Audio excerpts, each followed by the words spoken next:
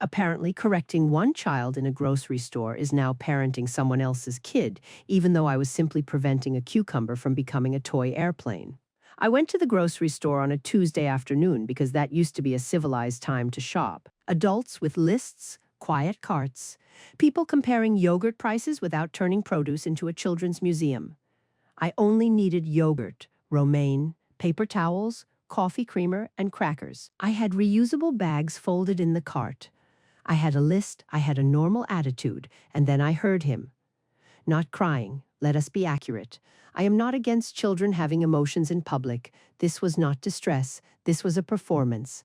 A little boy was standing by the produce display holding a cucumber like an airplane, swooping it over lettuce and tomatoes while his mother compared grapes like she was choosing a college. And I waited. People are acting like I arrived with a whistle and a laminated rule card. I did not. I selected avocados. I gave the situation time to correct itself naturally.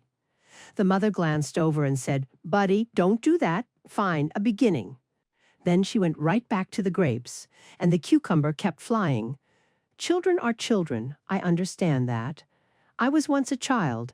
There are photographs, but public food is public food. We all shop from the same displays. Then the cucumber tapped a stack of tomatoes.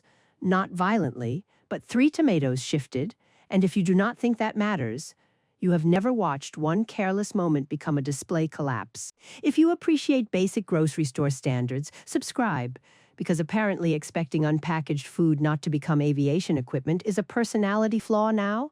So I smiled. A small, calm, public smile. From a respectful distance, I said, "Sweetheart, we don't play with food other people might buy." That was it. That was the sentence. The mother turned around with that face people make when you say something true but inconvenient. She said, "Please don't talk to my child." Notice the wording. Not, "Thank you, I've got it." Not, "Buddy, put that down."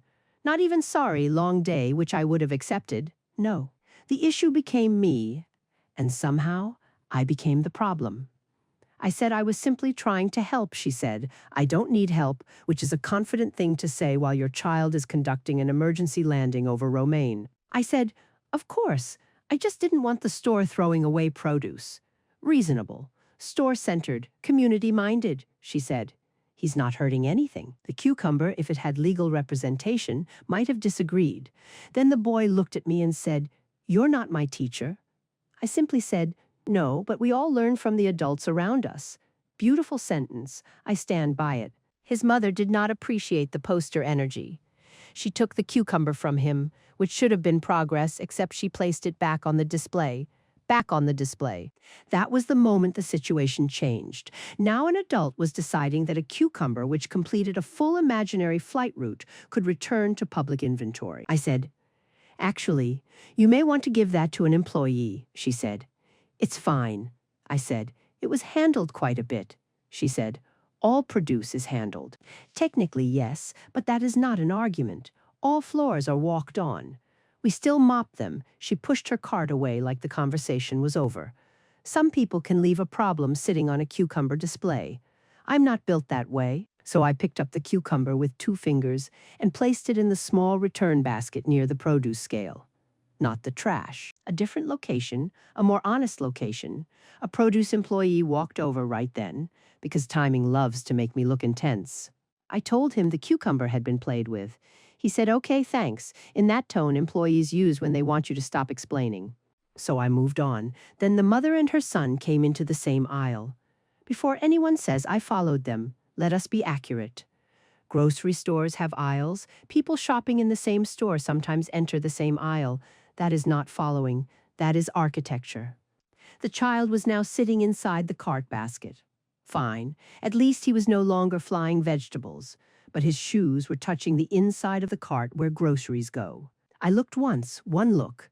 I am allowed to notice. The mother immediately said, "Do you have a problem?" I said I didn't say anything. She said, "You're staring." I said, "I glanced because his shoes are in the cart." Again, factual, not emotional. A visual reality, she said. "Mind your business." And that phrase is doing too much work now. Mind your business apparently means ignore anything that affects a shared space. The cart goes back into circulation. Next week, someone's apples could be in there. Tell me in the comments because I genuinely want to understand the new rules. Are shared spaces still shared, or does every standard disappear the second a parent feels judged? I said, I'm just saying carts are for groceries. She said, he's tired. That was presented as a complete argument, as if fatigue turns shoes into shelf liners. I said, then maybe he should sit with his feet down. That is when she raised her voice and said, do not tell me how to parent. Now people heard that, not because of me, because of volume. A woman holding pretzels froze because nobody expects a public standards hearing between saltines and snack packs, I said. I'm not telling you how to parent, I'm commenting on store hygiene. She said, you already corrected my kid in produce. I said, because your kid was correcting the produce layout. Was that diplomatic? Maybe not. Was it accurate?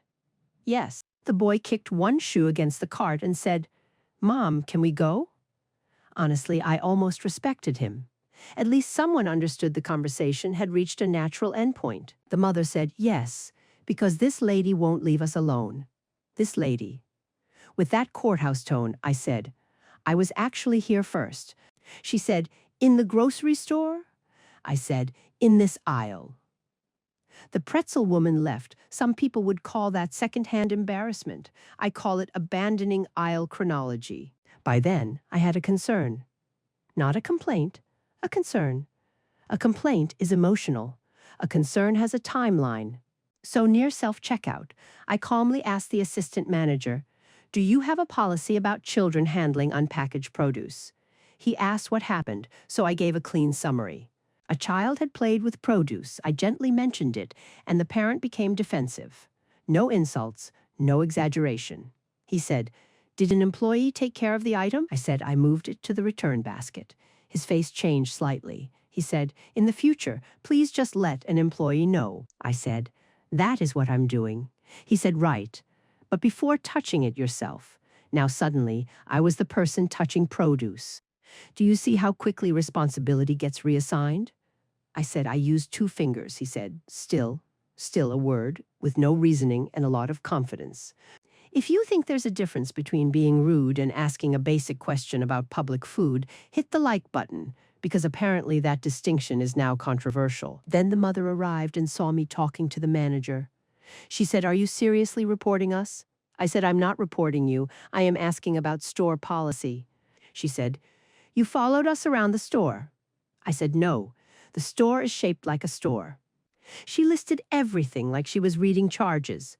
I spoke to her child, touched the cucumber, noticed the shoes, and talked to management. When she says it that way, of course it sounds busy, but I responded to each situation as it occurred. She said, you need a hobby. I said, I have hobbies. Clean shopping is one of them. The manager said, okay, let's all just continue shopping, which I found dismissive because continue shopping is not a policy, it is a surrender phrase. I said, so customers are not allowed to politely correct obvious hygiene issues? He said, you can let staff know? We ask that customers not address other customers' children. And there it was. Staff can be told, parents cannot be questioned, produce must simply endure. The mother said, thank you. In this victorious tone, like the Supreme Court had ruled in favor of cucumber aviation, I bagged my own groceries and walked to my car thinking the situation was finished. It was not finished. That evening, my sister called me. Not texted, called, which meant someone had turned this into a family-level topic. She said, please tell me you didn't correct a stranger's kid at the grocery store. I said, I corrected public behavior near food. She said, that is not better, I said. It is more accurate. Apparently, the mother had posted about the incident in a local community group. No names, technically, but enough details that people knew the store and somehow which woman. The post said, some woman at the grocery store told my son not to touch produce and then followed us around complaining to management. Followed. That word is doing dishonest work. I was shopping in the same commercially designed rectangle. My sister read comments I did not ask to hear. People need to stop parenting strangers' kids. Kids touch stuff. Wash your produce. And my favorite? Was she wearing a navy cardigan? First of all, the cardigan was teal adjacent. My husband came home and asked what happened. I explained it clearly. Produce, cucumber, cart shoes, manager, community overreaction. He said, You talked to the kid? I said, I used a gentle plural. He said, next time just tell an employee. I said, that is what the manager said. He said, then maybe that's the lesson. And that is when I realized how lonely it is to be the person who sees the broader issue. The lesson is not say nothing. The lesson is that people have become so allergic to correction that even a gentle sentence near lettuce becomes a community group crisis. The next day, I went back to the same grocery store. Not to make a point, I needed eggs. The produce section looked normal. The cucumbers were stacked. The lemons were peaceful. No flight activity. And then I saw it. Next to the tomatoes, there was a small printed sign that said, "Please handle produce with care." Did they put that sign there because of me? I cannot prove that. I'm simply saying the sign appeared after I raised a concern. That is called impact. I took a picture from my records, not to post.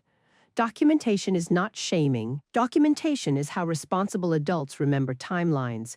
The assistant manager was near the bananas. He saw me see the sign.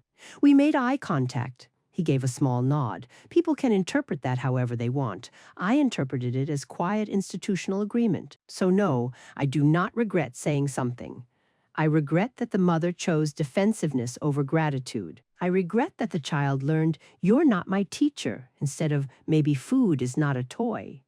I regret that a whole community group had time to debate my cardigan, but not the cucumber. And I especially regret that my sister sent me one last screenshot where someone wrote, "This is why everyone hates shopping now." Exactly.